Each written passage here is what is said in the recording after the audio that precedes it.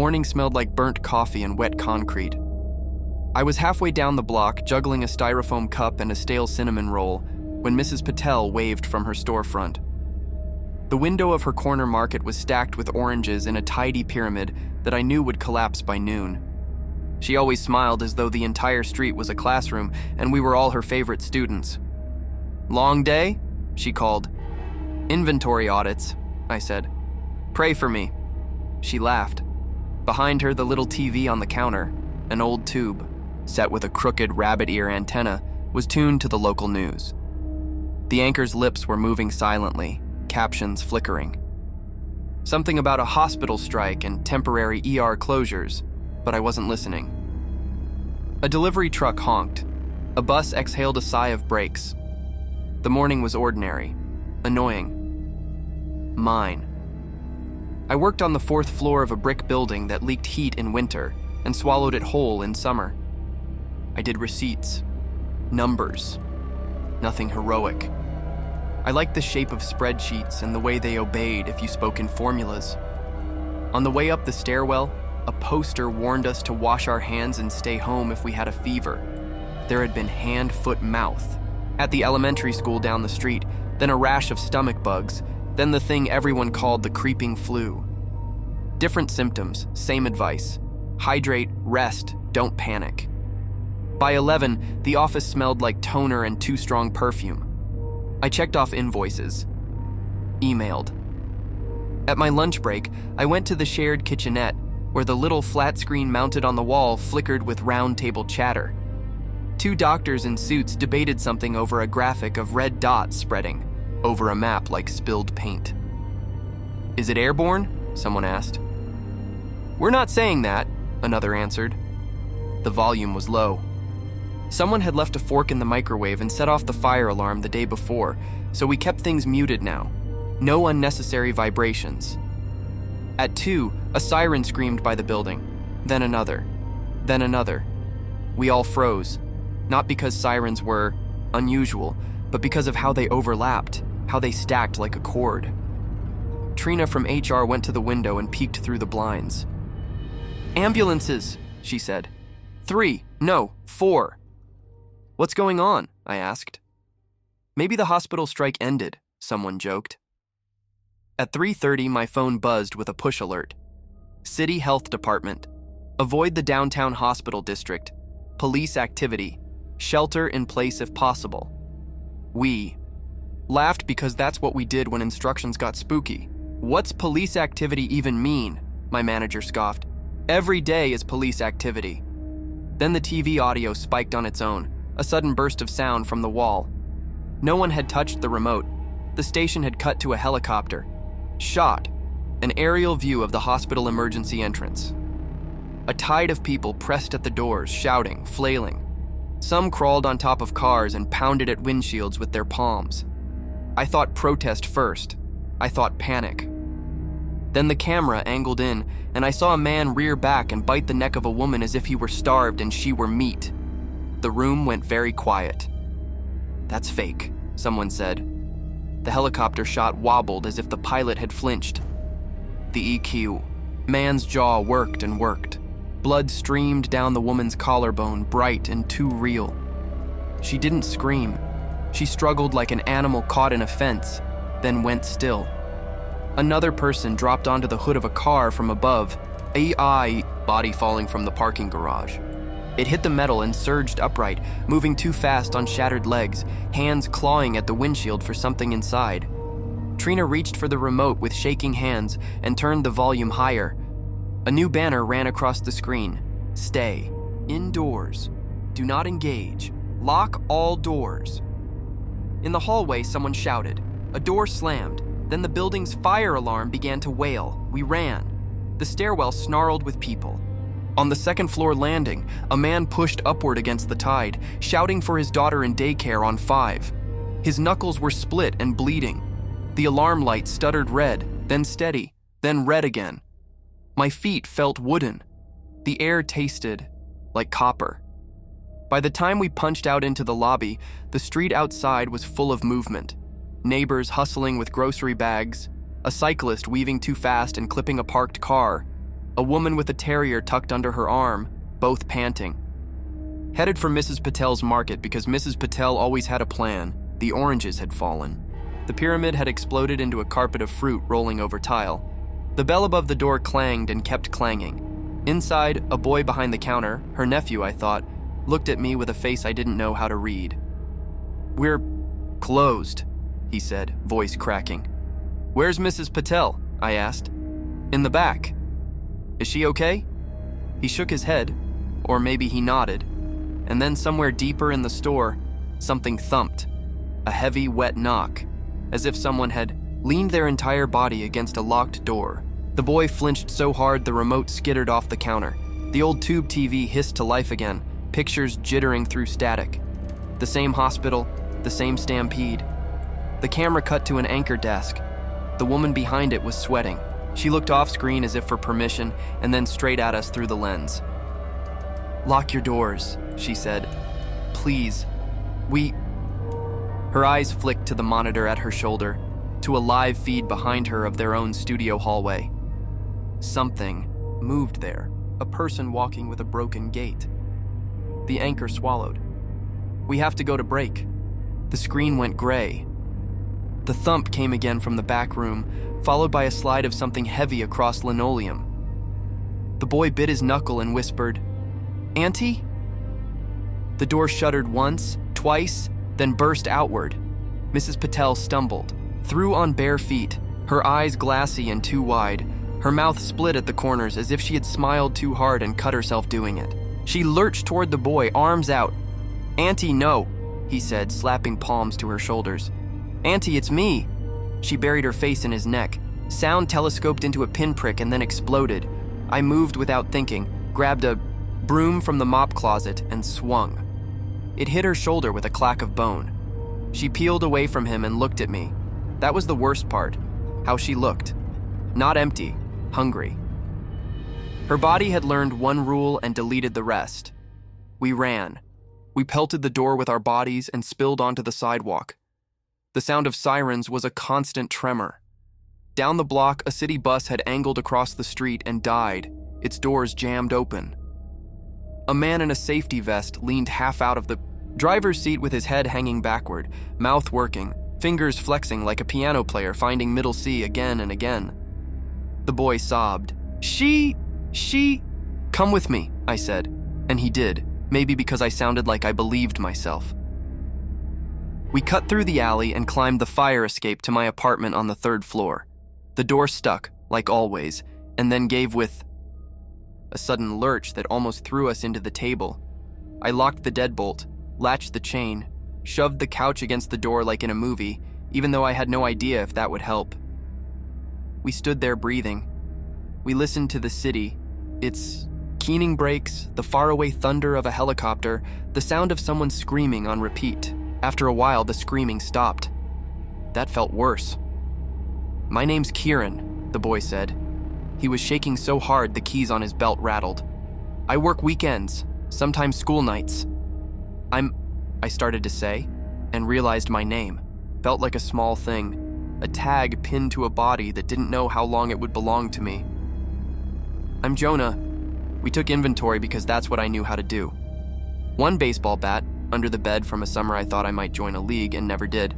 3 kitchen knives, 1 crowbar, don't ask, a toolbox, duct tape, 2 flashlights, 4 AA batteries, a half-empty bag of rice, 6 cans of beans, 1 cracked French press, a dozen tea bags, 2 cartons of shelf milk I bought on a whim and never opened, bottled water, an inhaler somewhere I couldn't find, and the endless hum of the refrigerator making the apartment feel almost civilized.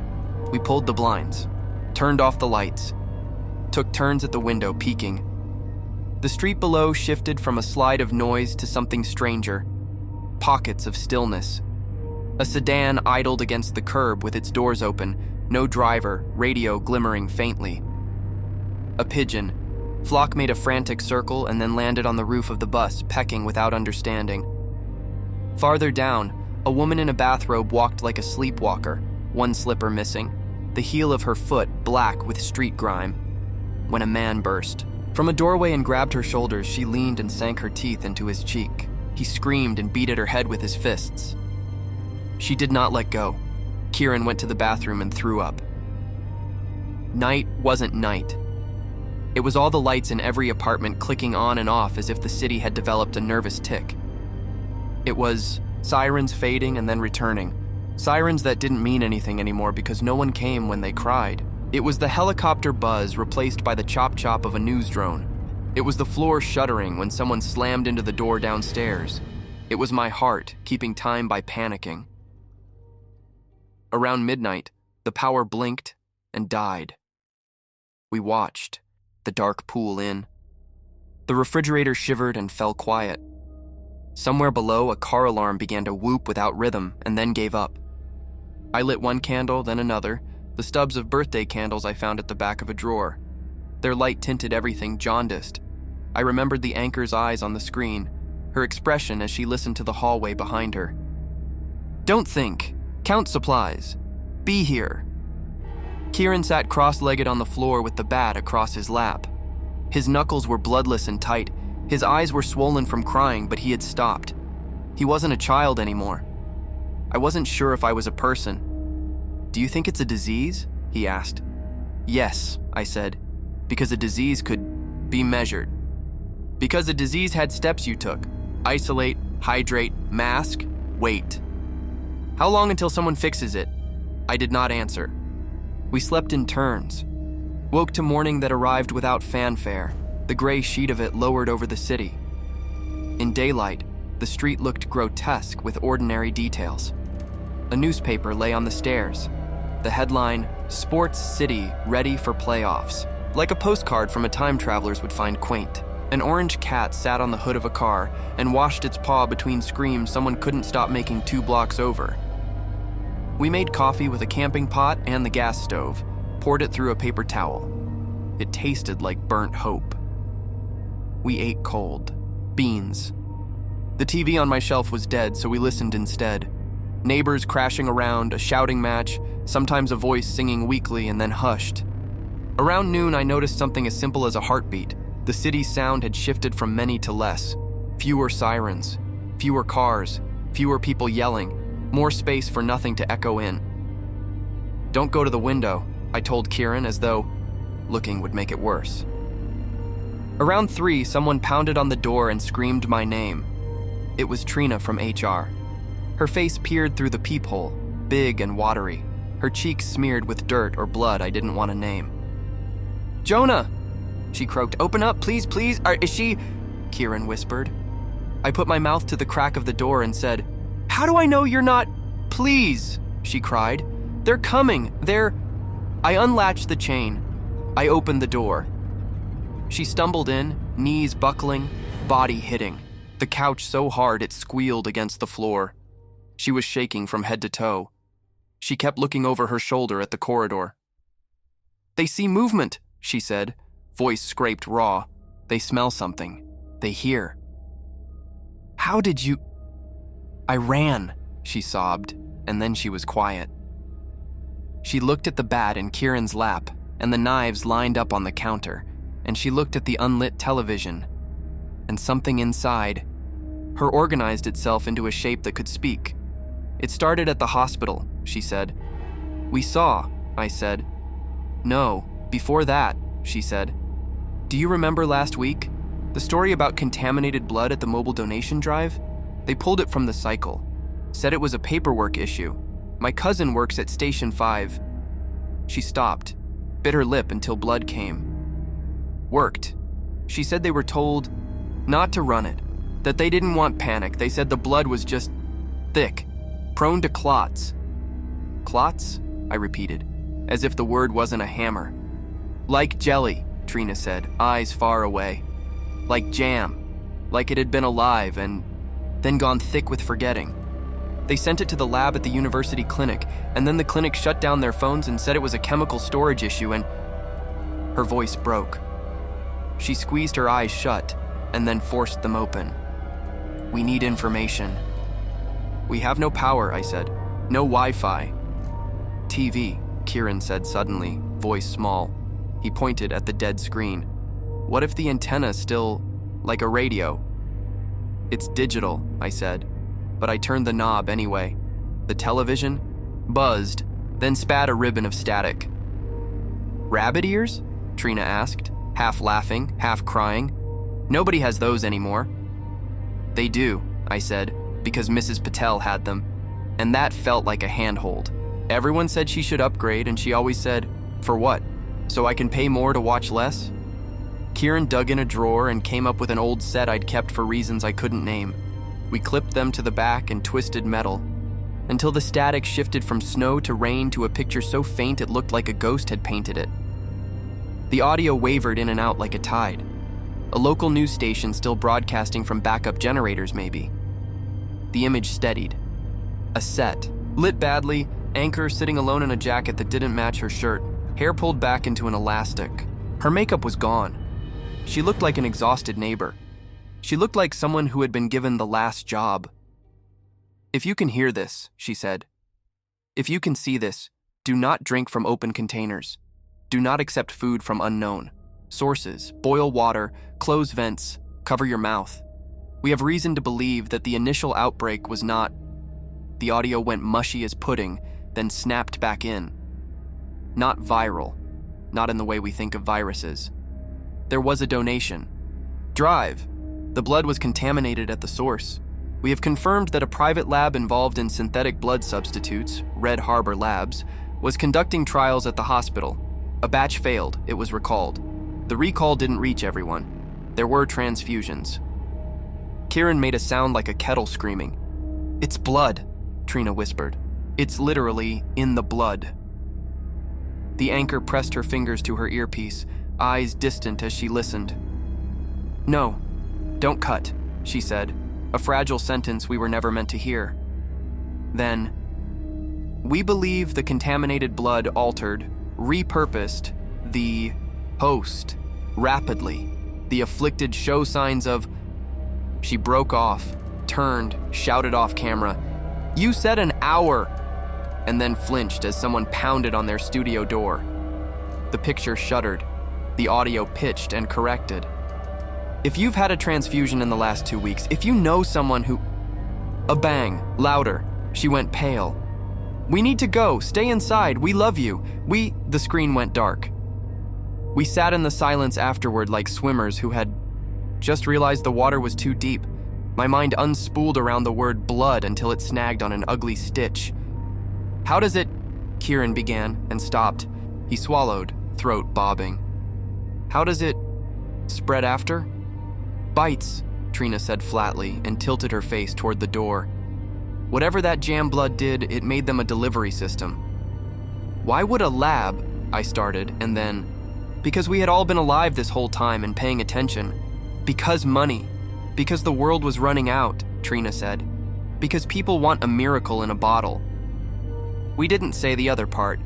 Because we would all line up for a miracle if we needed one, and never read the fine print. A noise came from the hallway. Not the pounding from before, but something else. Dragging. A sound with patience in it. Trina stood, scanning the apartment. Her eyes landed on the balcony door. "We can get to the next building across that alley if it comes to it," she said. "There's a fire escape." A shadow shifted under the door. A low growl, not animal, not human, sounded like someone trying to relearn words. The chain quivered. The knob turned slowly in a hand that had all the time in the world. Kieran lifted the bat. I grabbed the crowbar. Trina found the heaviest wrench in the toolbox. The thing outside leaned into the door and exhaled through the gap. The smell was wrong, like copper and hot pennies and meat left under a lamp. "3, Trina whispered. "If it comes in." The chain popped free from the doorframe with a crisp wooden crack. We braced. The door swung. A man filled the space, a neighbor from downstairs whose name I had never learned. His eyes filmed. His lips peeled back from teeth turned pink with their work. He smelled like hospital soap and garbage. The right side of his neck was a torn orchard, blossoms of bruises opening. He lunged. We hit him, not to kill. There was no to kill left. We hit to stop. He toppled, flailed, and found his knees again with a speed that made my stomach lurch. He didn't bleed in a way that made, sense. The wounds looked sealed from the inside by jelly, by something that might have been blood and now was not. His hands scrabbled on the floor. He hissed like something with a hole in it. Kieran swung the bat again, eyes slashed into focus like a new person being born. The bat cracked against the man's temple. He fell and this time stayed. We stood sweating, hearts like fists punching our ribs. "Close it," Trina said, voice very calm. "Reinforce it. Get the couch back. And we have to check the balcony." We did. We moved with a precision that felt borrowed from people better at this than we were. We dragged the neighbor's body into the hall. You're not supposed to leave food near your door if you don't want things sniffing. And we stacked whatever we could find into a barricade. That would make sense to an animal. We covered vents with damp towels. We filled the bathtub. At dusk, as light bled out between buildings, I noticed something strange with the television again. Even dark, it hummed. Not a mechanical hum, a pressure in the air, like thunder on a day with no clouds. I placed my hand on the screen. It felt faintly warm. "Backup transmission," Trina said, as if naming it would make it real. "Maybe they're pinging every few hours with pre-recorded." The screen stuttered, blinked, and then came back weak, like a heart that had faltered and found a way to beat anyway. The picture was grainy. The audio hissed. But there was a screen and a program. Not news, a lecture. An old college lecture hall with a projector, a title slide in a font that wanted to be neutral. Red Harbor Labs, synthetic blood applications and emergency use authorizations. A man at the podium cleared his throat. The timestamp in the corner suggested it had been recorded a month ago. "This was scheduled programming," Kieran said, stunned. "They forgot to cancel it," Trina whispered. "Or they didn't think it mattered." We watched. The man at the podium spoke earnestly about viscosity and oxygen saturation, about shelf life and storage, about cost, about rapid deployment in crisis zones. He promised reliability, a product that wouldn't clot, that would stay viable outside refrigeration. He promised miracles. Then he clicked to a slide labeled Adverse Events. He read. He spoke about rare aggregation, about polymer misfold, about aberrant metabolic uptake. He smiled when he said manageable. He said statistically insignificant. He said no evidence of transmissibility. Beside me, Trina breathed, "Oh God." The slide flicked to an image, a microscope view of cells that should have been round and separate, but were instead strung together like beads on a wet thread. They pulsed. They reached. They looked like they were deciding. The screen froze. Voice, not the lecture, not the anchor, cut in, one I recognized without wanting to. The mayor. He spoke into a camera with a jaw set for war. "There is no cause for alarm," he said. "We are working closely with federal..." The sound shrieked, the picture tore, and then the screen showed the studio again. Not the anchor, but the hallway we'd glimpsed before. It was empty now, the lights still on, a coffee cup drying on. A table, a paper sign taped to a door. "Lockdown. Do not enter." The camera was still rolling. "Is someone there?" Kieran whispered, as if the television could hear. My mouth was chalk. I leaned closer, hand against the screen to steady the ghost. Image. For a second, the picture sharpened and I saw a shape at the far end of the hall. Not a person. A bundle of cables. No. A person wrapped in cables, trussed and turned like a puppet. The body jerked once, twice, as if something inside it were practicing, moving. Trina reached forward and pressed the power button and the picture died, throwing our reflections at us. 3 people with eyes that didn't belong to the morning. For a while, we didn't speak. When we did, it was with economy. We needed food. We needed water. We needed to figure out if there was a way to get to the river without going through the maze of streets. We made a list with the dumb precision of the doomed. Rope, lighter, first aid kit, batteries, backpack.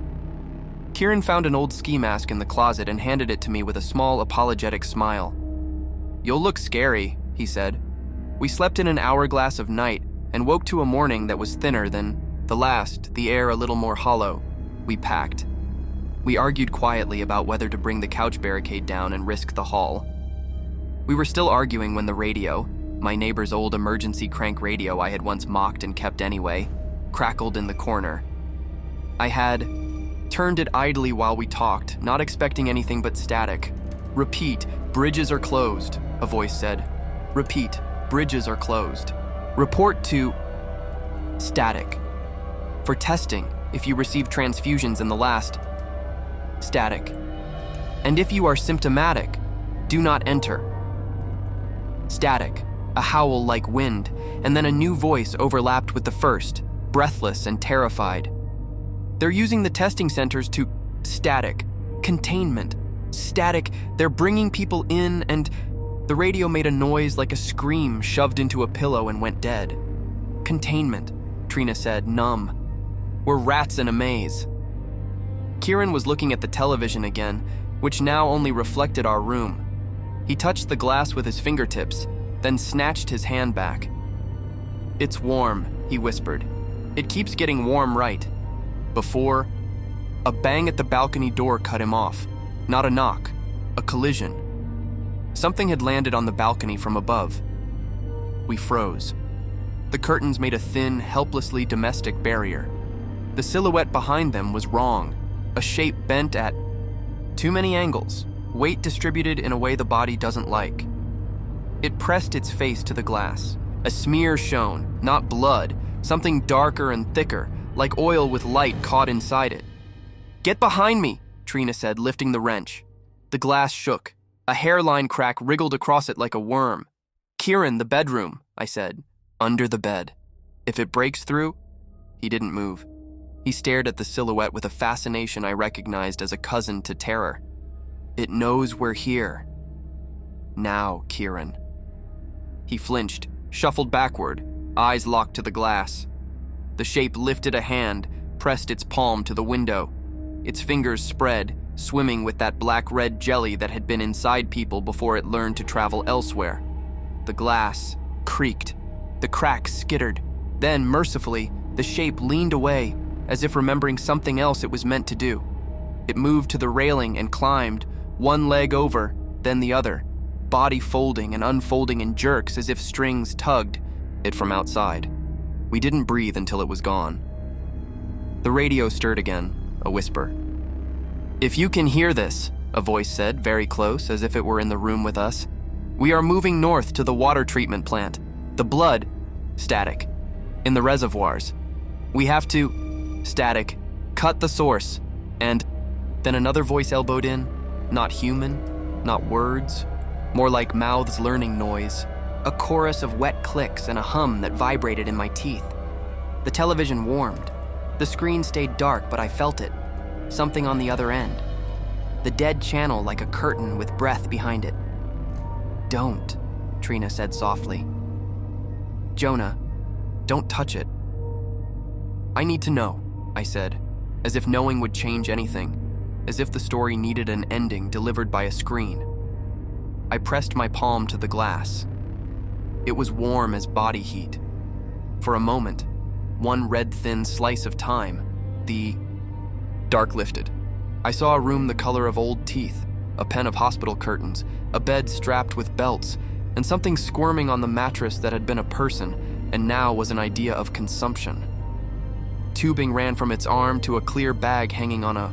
Told him the bag was full of that jelly blood moving lazily against gravity, sticking to the plastic like a tongue. In the corner of the frame, a logo I recognized from the lecture blinked, Red Harbor. Then the image inverted as if someone had flipped us, and I saw us, reflected in the screen from somewhere else. The three of us in my dim apartment, the balcony. Behind us the door, the kitchen knives, and behind us in the reflection, I saw the neighbor's body in the hall stand up. "Run," I said, but the word came out a laugh, a bark, a thing that didn't help. The door shook as the neighbor threw himself against it. Wood splintered. The chain we'd reattached whined. The couch shuddered forward. Something else joined him. A second weight. A third. The building groaned as if it remembered every body that had ever slept within it. and wanted to return to that simpler mandate. Hold. Trina turned to Kieran, put her hands on his shoulders, and kissed his forehead like a benediction. "Down the fire escape," she said. "To the alley, then left. Do not stop. Do not look back." "What about you?" he asked, voice broken. "I'll be behind you," she said, and we all let the lie stand because there was no time to argue with truth. The couch tipped. The doorframe split. The neighbor's fingers, blackened, slick, curled over the top of the door like spider legs. We moved. We slid the balcony door open. Cold air punched through the room and brined our tongues. We climbed over the railing to the sketch of fire escape that ran like a spine down the building. Kieran went first, then me, then Trina, who paused to sling the bat across her back like a soldier, and then jumped, catching the ladder with a thud that made my hands sweat. Above us, the balcony door cracked like a tooth. The neighbor howled, and the sound grew into a chorus. The hallway had emptied, and now it was full again with a congregation that had learned one prayer. We clattered down metal steps that shook under us. The alley below was a throat. It stank of rot and antifreeze. Trash cans lay on their sides, like knocked-out teeth. A dog watched us from under a car with eyes that didn't blink. Kieran hit the pavement and ran, just as Trina had ordered. I landed behind him and turned to help her down, and she shook her head once, hard, the way you'd shake water from your ear. "Go," she mouthed. I went. The alley narrowed, then widened, then pitched us into a side street where someone had tried to build a barricade from cafe tables and the idea of safety. It had held. Then it hadn't. I grabbed Kieran's wrist and pulled him around a fallen umbrella, around a scooter on its side, around something that looked like a sleeping bag and wasn't. We ran until the world collapsed into a strobe. Breath. Step, corner, breath, step, corner. At an intersection where the traffic lights blinked dead red in all four directions, we stopped, bent double, chests on fire, air scraping. The river was 4 blocks away, then 3, then 2. I could smell it, algae and old coins, the comfort of something that didn't care if we lived. A TV in a pawn shop window flickered to life as we passed, powered by a generator I could hear grumbling in the back. The glass was cracked. The image was wavy. But it was there. It showed, with the solemnity of a church painting, an overhead shot of the city's water treatment plant. Cars clustered like beads on string at the entrance. People gathered with plastic jugs. A banner on the screen. Read emergency water distribution, bring your own containers, limit 2 per household. Water, Kieran panted. We need... The camera panned. At the edge of the frame, almost incidental, a tanker truck idled. The logo on the side was a red harbor, stylized, simple. A hose snaked from its belly. It fed into the plant's intake with the steady devotion of an IV. No, I said. It came out like a prayer, or a joke so bad the universe couldn't laugh. On the screen, people shuffled forward with their jugs, their faces open and grateful. The line moved, the hose pulsed, the river breathed. The anchor's voice from earlier rose in my head, not a mantra but a warning that had arrived too late to save anyone. In the reservoirs. We have to. Behind us, something wailed. Not human, not human. We turned. The end of the block was full, of them, moving as one body, as if the jelly in their veins had formed a committee. They came without hurry, mouths working, eyes shiny with a purpose that had no room for us.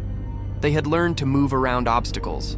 They had learned to take ladders. They were learning faster than we were. Run, I told Kieran, but I didn't know where anymore. The plant, the river, the sky. The television in the pawn shop window showed the tanker's hose shutter once, a ripple running down its length, and I thought of arteries and valves and how nothing was ever just a metaphor, not when the body decided to teach you a lesson. We ran anyway, because running is what the living have before the lesson ends. We reached the river. It slapped at the concrete in slow, oily waves. On the opposite bank, the plant's lights burned with the hard zeal of public service. The line of people stretched out of sight. "We can't go there," I said. "We can't." "So what do we do?" Kieran asked, his voice lifting, pitching thin the way voices get right before they break into something else. "What do we—" Something splashed in the water beside us. Not a fish, something heavy. The ripple spread, brushed our shoes. I pulled Kieran back. In the sagging gray sky above the plant, a drone turned its camera eye toward us and held. The sensation of being seen ran like a wire through my teeth. Somewhere a television warmed. Somewhere a studio door buckled. Somewhere. A man at a podium clicked to the slide after adverse events and cleared his throat, eager to talk about scaling. "Do not go in the water," I said, though neither of us had suggested it. From the road behind us came the hum of tires. We looked back and saw an armored van with the city seal welded cockeyed on the door, rolling slowly like a hearse. Its windows were too dark. Its exhaust coughed. Through the windshield, a shape moved, and then another. The van stopped beside. Us in the passenger window whirred down a sliver, enough for a voice to leak. "You need to get in," the voice said. It was calm. It was the kind of voice that had given instructions its whole life and expected to be obeyed. "We're headed to the plant. We can keep you safe." "The water is contaminated," I said. "The tankers, we're flushing." "The system," the voice said. "We have treatment protocols. Get in." Kieran looked at me. His eyes were huge, reflecting the river, the plant, the possibility of living an hour longer. The door locks clicked open, an animal sound. A hand appeared through the crack in the window, human, gloved. The glove was smeared with something that could have been grease or the end of the world. "Get in," the voice said again, softer now, like an invitation to sleep. I took a step forward. I took a step back. I thought of the lecture and the anchor, and the studio hallway and the neighbors standing up and the smell under the door and the hose feeding the plant like a vein. I thought of Mrs. Patel, of oranges tumbling. I thought of the way the television liked to get warm before it spoke. The way it had shown me not the news but the truth anyway. "Jonah," Kieran whispered. "Please." The rear door locks popped. The handle gleamed like a mouth. I put my hand on it. The river slapped. The plant lights burned. The crowd moved inexorably forward with their empty jugs. The world inhaled as if it were about to tell a joke with a terrible punchline. Behind us on the van's dashboard, a small screen flickered to life. A backup camera, a guidance monitor, something designed to help with tight turns. For a second, it showed the road behind us. Then it showed our reflections, like a television, like a window. Behind us, filling the frame of the little screen, something rose from the water, wet and jointed, learning to stand. "Get in," the voice said, almost tender. I opened the door. Please like and subscribe if you enjoyed the video and would like more stories.